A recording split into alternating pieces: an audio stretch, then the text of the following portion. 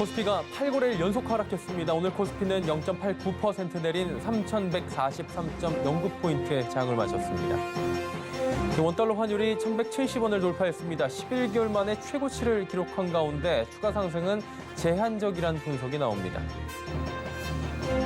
지난달 서울 아파트값이 0.6% 올랐습니다. 지난해 7월 이후 1년 만에 가장 높은 상승률입니다. 집값 급등에 중개수수료 부담이 높아지자 정부가 반값 복비 현실화에 나섰습니다. 이달 말 중개수수료 개편안이 확정될 예정입니다. 센 경제라이브 시작합니다.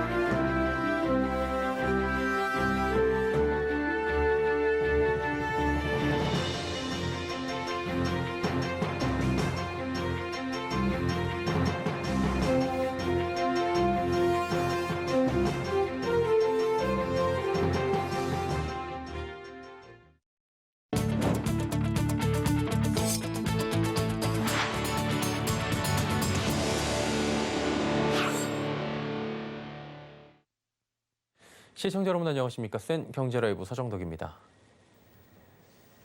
코스피가 3,143.09포인트의 장을 마치며 3,140포인트 근접했습니다. 외국인과 기관이 5,400억 원가량 매도했고 개인은 5,900억 원가량을 순매수했는데 지수 하락을 막기엔 역부족이었습니다. 오늘 하락으로 코스피는 8거래일 연속 하락 마감을 이어갔습니다. 같은 날 코스닥도 2.86%가량 급락한 1,011.05포인트의 거래를 마쳤습니다. 코스닥 역시 외국인과 기관의 매도에 장중 한때 1,010선을 내주기도 했습니다. 증권업계는 반도체를 중심으로 한 외국인의 순매도가 추가 진행됐다며 당분간 증시는 정체된 주가 흐름을 보일 수 있다고 전망했습니다. 원달러 환율 11개월 만에 1,170원도 돌파했습니다. 여기에 그치지 않고 더욱 오를 것이란 전망까지 나오는데요. 다만 환율 상승세 연말까지 지속되거나 1,200원 중반대를 넘보긴 어려울 것으로 전문가들은 내다봅니다. 윤다혜 기자입니다. 원달러 환율이 상승세를 이어가면서 장중 1,170원 선을 넘어섰습니다. 환율은 지난 13일 종가 대비 3원 내린 1,166원에 개장했지만 이내 반등했습니다. 이날 오후 1시 기준으로 1,178.8원까지 올라섰으며 1,176.3원에 마감했습니다. 원달러 환율이 1,170원 선을 넘은 것은 지난해 9월 29일 이후 11개월 만에 처음입니다. 환율이 뛰는 이유는 금융시장에 나타난 각종 불확실성이 복합적으로 작용하고 있기 때문입니다. 아프가니스탄 사태로 대외 여건이 불안정해지며 달러 등 안전자산 수요가 확대되면서 환율이 상승한 것으로 분석됩니다. 미국과 중국의 경제 지표가 예상치를 밑돌며 경기 둔화 가능성을 높인 것도 환율 상승을 부추기는 요인으로 평가되고 있습니다. 또 미국 연방준비제도가 연내 테이퍼링에 나서 달러를 걷어들일 것이란 전망도 달러 가치를 끌어올렸습니다. 이 밖에 델타 변이 바이러스 감염 확대로 글로벌 경기 회복 지연 우려 확대, 반도체 슈퍼사이클 조기 종료 가능성도 영향을 미친 것으로 보입니다. 달러 가치를 높이는 요인이 복합적으로 작용한 셈이지만 전문가들은 환율 상승이 제한적일 것으로 전망합니다. 8월 한 달 동안은 추가적으로 달러 강세나 원화 약세가 조금 더 진전될 수는 있겠지만은 연말에 이게 1,250원이나 1,300원을 향해서 계속 갈 거다라고 보기는 좀 어려운 부분인 것 같아요. 다음 달 경기 회복으로 유럽중앙은행과 연준이 정상화 쪽으로 이행될 가능성과 델타 변이 바이러스가 경기 충격이 크지 않을 것으로 보여 강세가 진행됐던 달러는 다시 약세로 전환될 가능성이 높다는 것입니다. 서울경제TV 윤다혜입니다. 대리운전 시장 왕좌를 두고 카카오와 SK텔레콤의 경쟁이 격화되고 있습니다. 시장을 선점한 카카오 모빌리티는 인수합병을 통해 굳히게 나섰고 SK텔레콤의 티맵 모빌리티는 틈새 시장을 공략하며 맹추격하고 있습니다. 김수빈 기자입니다. 연간 3조 원 규모로 추정되는 국내 대리운전 시장의 80% 이상은 여전히 전화콜. 플랫폼 사업자 입장에서 보면 택시나 음식 배달에 비해 여전히 개척할 여지가 큰 블루오션인 셈입니다. 이 시장에 가장 먼저 눈독을 들이고 있는 곳은 택시 호출 서비스 80%를 장악한 카카오 모빌리티입니다. 카카오 모빌리티는 최근 전화콜 대리기사 업계 1위인 1577 대리운전을 품고 점유율 확장에 속도를 높이고 있습니다. 앞서 카카오 모빌리티는 지난해 7월 전화콜 프로그램 2위 업체 콜마너를 인수하며 이 시장에 발을 들였습니다. 모빌리티 시장에서 계속되는 카카오의 독주를 견제하고 나선 것은 SK텔레콤입니다. SK텔레콤 자회사 팀앤모빌리티는 최근 법인 대리 서비스 회사 굿서비스를 계열사로 편입시키며 VIP 시장 공략에 나섰습니다. 굿서비스는 임원이나 개인 사업자 대표들에게 운전 대행 서비스를 제공하는 업체로 프리미엄 기사들을 확보하고 있는 게 특징입니다.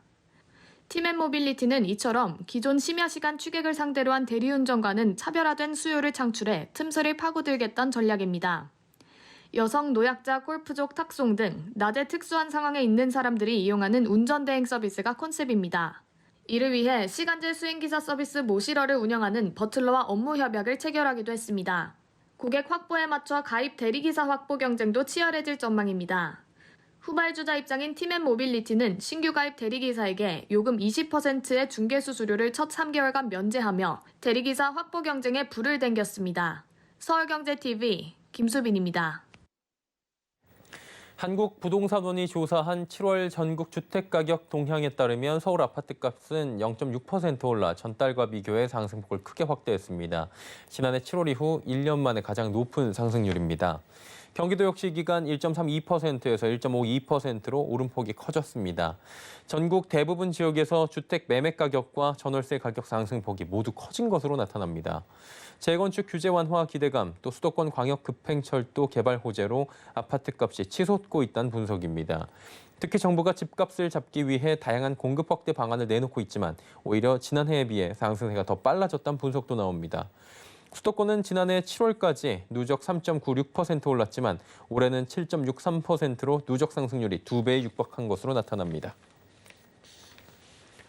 한국토지주택공사 LH가 장기 공공임대주택 대국민 인식조사를 통해 현재 주거 상황이 안정돼 있다고 생각하느냐는 질문에 전월세 거주자 중 33.5%만 그렇다고 답한 것으로 나타납니다.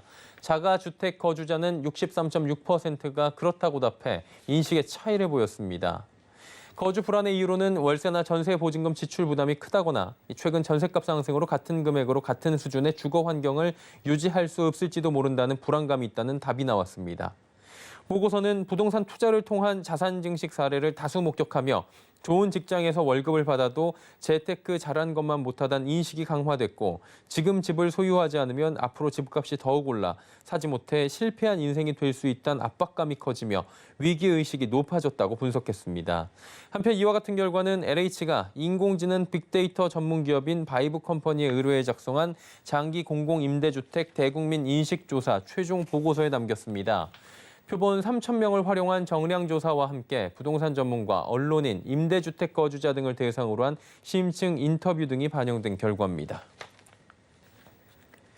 이달 정부가 주택 공급 방안을 잇따라 내놓을 예정입니다. 주택 공급 총공세에 나서며 집값을 잡을 수 있을지 그 귀추가 주목되고 있습니다. 먼저 2사 대책에서 밝혔던 13만 1,000가구를 공급하는 신규 택지를 발표할 예정입니다. 이 중 수도권에 11만 가구가 공급되는데요. 또 지난해 8사 대책에서 밝혔던 노원구 태릉 골프장과 정부 과천청사 부지를 대체할 곳을 찾아 발표할 예정입니다. 그동안 지자체와 지역 주민 반발로 세부 계획이 확정되지 못했던 곳들입니다. 여기에 신규 택지 사전 청약 대상지도 추가 공개할 예정입니다.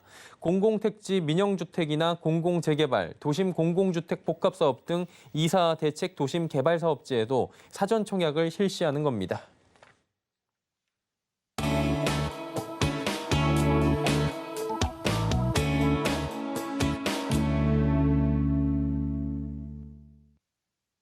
집값이 천정부지로 치솟고 있습니다. 공인중개사에 내는 거래 수수료, 이른바 복비라고 하죠. 큰 폭으로 뛰었는데요. 10억 원짜리 아파트를 거래할 때 내야 하는 복비는 현재 900만 원가량입니다. 집값도 이렇게 비싼데 이 복비까지 돈 1,000만 원 가까이 내야 하는 상황인 건데요.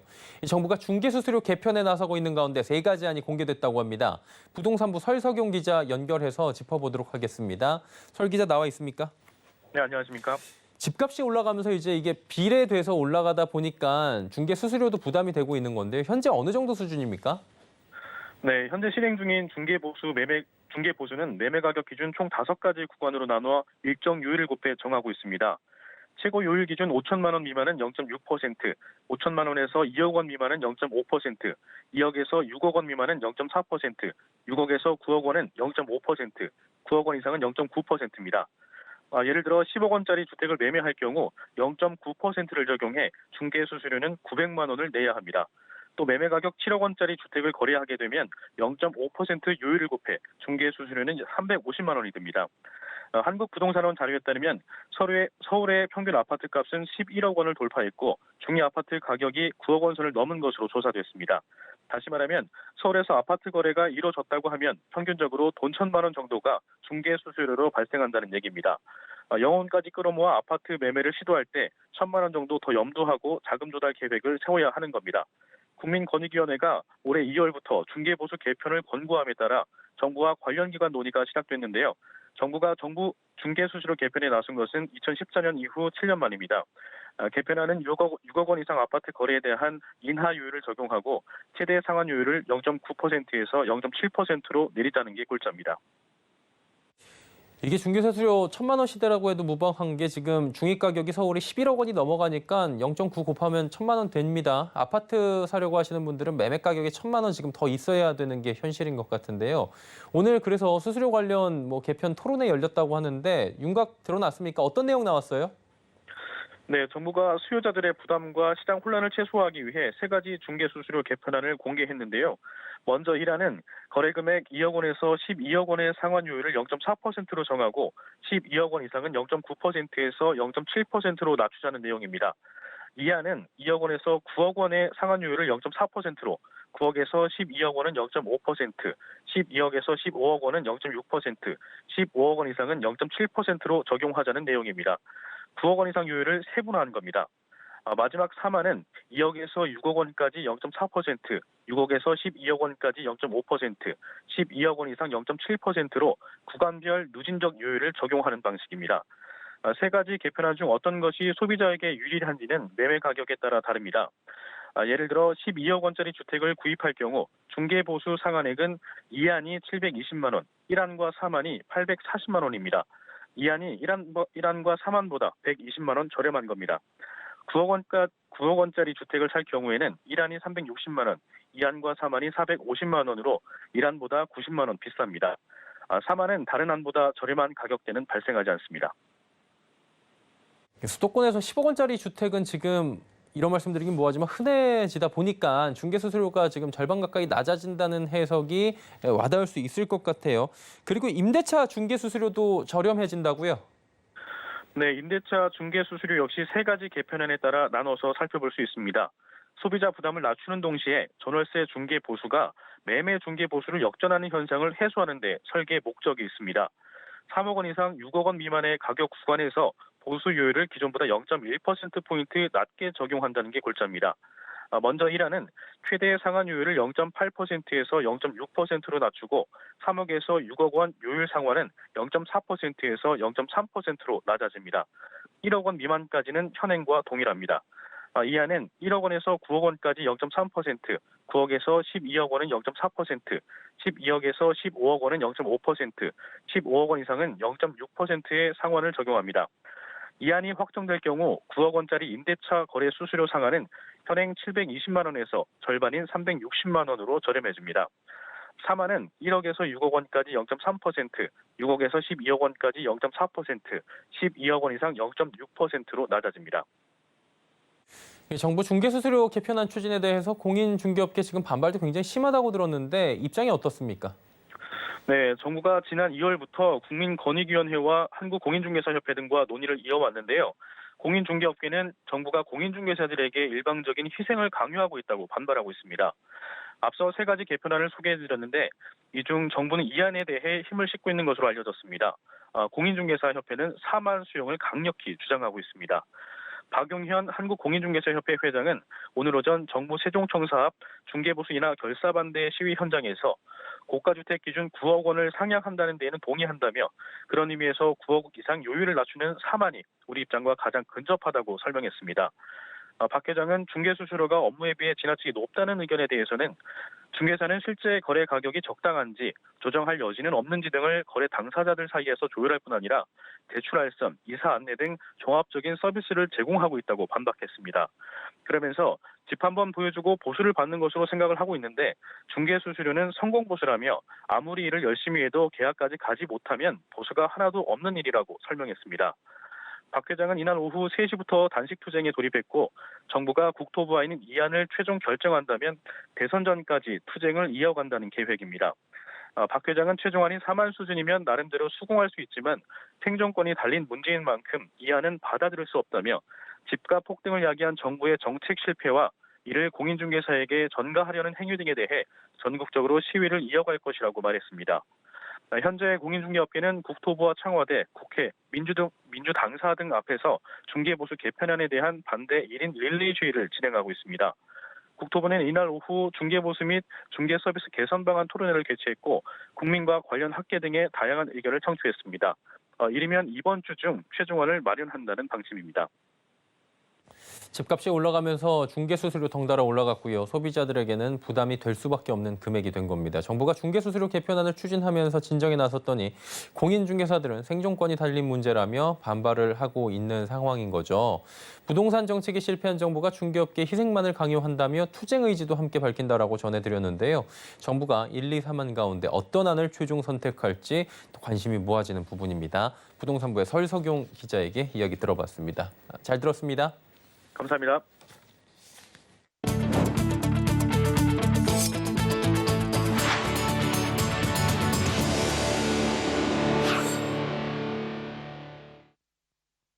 소상공인을 대상으로 한 5차 재난지원금인 희망회복자금 신청이 오늘 오전 8시부터 시작됐습니다. 지원금은 40만 원부터 2천만 원까지 신청 당일에 순차적으로 지급하게 됩니다.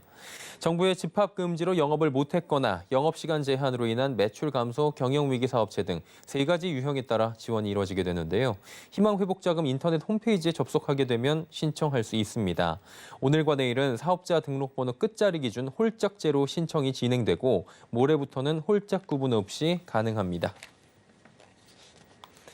앞으로 재산이 있으면서도 2억 원이 넘는 세금을 1년 이상 체납할 경우에 구치소에 가게 됩니다. 국세청은 지난 2019년 12월 개정된 국세징수법에 따라 고액 또 상습 체납자에 대한 감치 제도를 올 하반기부터 본격적으로 운영할 계획이라고 밝혔습니다. 납부 능력이 있는데도 정당한 사유 없이 국세, 관세를 합쳐 2억 원 이상의 세금을 3회 이상 또 1년 이상 체납한 사람을 최대 30일간 유치장에 감치하도록 했습니다. 또 국세청은 세금을 체납할 경우에 비트코인 등 가상자산의 강제 징수를 늘리고 근저당권 자료 등을 분석해 고액 상습 체납자를 찾아낸다는 방침입니다. 안전장비 제조기업 한컴라이프케어가 오늘 유가증권 시장에 입성했습니다. 보수적 몸값 산정해도 장중 낙폭이 커지며 공모가를 하회하는 모습을 보였는데요. 윤혜림 기자가 전해드립니다. 한컴라이프케어는 오늘 공모가 13,700원 대비 17.15% 높은 16,050원의 시초가를 형성했습니다. 상장 직후 4.45% 오른 17,600원까지 상승했으나 상한가 달성이 어려워 보이자 공모에 참여한 개인 투자자를 중심으로 차익 실현 매물이 쏟아지며 이내 하락 전환했습니다. 한컴라이프케어는 이날 시초가 대비 20.25% 내린 12,800원의 장을 마쳤습니다. 한컴라이프케어의 일반 공모 청약 경쟁률은 109.8대 1로 상대적으로 낮은 수치를 기록했습니다. 다만 공모가 산정 시 호재였던 보건 마스크 매출을 제외하고 보수적으로 몸값을 산정해 시장의 관심을 받은 바 있습니다. 특히 모그룹인 한컴그룹의 ICT 기술을 접목한 안전 플랫폼 서비스를 개발하고 있어 상장 후 긍정적인 주가 흐름이 기대됐습니다. 하지만 올해 1분기 한컴라이프케어의 영업이익은 331억 원으로 전년 동기 대비 47.40% 하락하며 투자 심리에 영향을 끼쳤습니다. 또한 매출의 12.4%를 차지하고 있는 국방산업 부문 중 K5 신형 방독면의 계약 형태가 수의 계약에서 지명 경쟁으로 변경되며 경쟁 심화 우려가 제기되기도 했습니다. 증권업계는 방역제품뿐 아니라 스마트시티 안전사업 및 정부의 디지털, 그린 뉴딜 사업 진행으로 향후 성장 동력은 충분하다며 진단키트, 교전훈련체계 등의 분야에서 가시적인 성과를 보인다면 가파른 성장이 기대된다고 조언했습니다. 서울경제TV 윤혜림입니다. 기업 회생 절차에 들어간 쌍용자동차 감사인인 삼정회계법인으로부터 반기보고서 감사 의견이 거절됐다고 오늘 공시했습니다. 이는 작년 1분기 이후 6분기 연속 거절로 감사인인 삼정회계법인은 계속 기업 가정의 불확실성을 우려했습니다. 쌍용차는 재무구조 악화로 인해 올 상반기 기준 1,779억 1,300만 원 영업손실과 1,805억 3,100만 원의 순손실이 발생했습니다. 유동자산을 넘어선 유동부채 규모는 9천억 원을 훌쩍 넘어선 상황입니다. 한편 매각 주관사인 EY 한영회계법인은 이날 인수제안서 접수 마감일인 M&A 입찰 일자를 9월 15일 오후 3시로 공고했습니다. 삼성전자의 신제품 갤럭시 Z 폴드 3와 갤럭시 Z 플립 3가 오늘부터 사전 예약에 돌입했습니다. 사전 예약 이달 23일까지 전국 디지털 플라자나 각 이동통신사 오프라인 매장, 삼성전자 홈페이지, 네이버, 11번가 등 온라인 오픈마켓에서 할 수 있습니다. 사전 예약을 할 경우에 공식 출시 사흘 전인 24일부터 제품을 수령하고 개통할 수 있습니다. 갤럭시 Z 폴드 3는 7.6인치 대형 화면에 폴더블 폰 최초로 S펜을 지원하는 것이 특징입니다. 가격은 256GB 모델이 199만 8,700원입니다. 전작보다 커버 디스플레이가 4배 커지고 색상도 다양해진 갤럭시 Z 플립 3 가격은 125만 4천원입니다. 아시아나항공 조금 전인 오후 5시 올 2분기 실적을 공시했다고 합니다. 수익성 중심의 화물 수송으로 흑자 전환에 성공했는데요. 반면 LCC는 적자를 이어갔다고 합니다. 정세미 기자 연결합니다. 오늘 발표된 항공사 2분기 실적 전해주시죠. 네, 전분기 적자를 냈던 아시아나항공이 올해 2분기 흑자로 전환했습니다. 아시아나는 오늘 오후 지난 2분기 매출이 9,335억 원으로 지난해 같은 기간 대비 14% 늘었다고 공시했습니다. 영업이익은 949억 원으로 작년보단 약 17% 줄었지만 전분기 100억 원대의 영업손실 대비 흑자 전환한 겁니다. 이외에 당기순이익은 634억 원으로 45% 감소했습니다. 매출액 증가의 주요 원인으로는 화물 부분이 꼽힙니다. 화물 사업 매출은 분기 기준 역대 최대인 7,082억 원으로 집계됐습니다. 지역별로는 미주와 동남아, 일본 노선이 각각 13%와 33% 그리고 23% 증가해 화물 매출 호실적을 견인했습니다. 다만 여객 부문도 국내 여행객 수요 증가에 따라 국내선 매출이 101% 상승한 645억 원으로 나타났습니다. 한편 같은 날 실적을 발표한 저비용항공사는 적자의 늪에서 벗어나지 못했습니다. 진에어는 올해 2분기 매출 634억 원, 영업손실 488억 원을 기록했고 티웨이항공도 347억 원의 영업손실을 냈습니다. 고정비 감축 등으로 지난해와 비교해 손실폭은 다소 줄었지만 코로나19 재확산으로 추석 연휴 등 성수기 회복도 장담하기 어려워진 상황입니다. 서울경제TV 정세미입니다.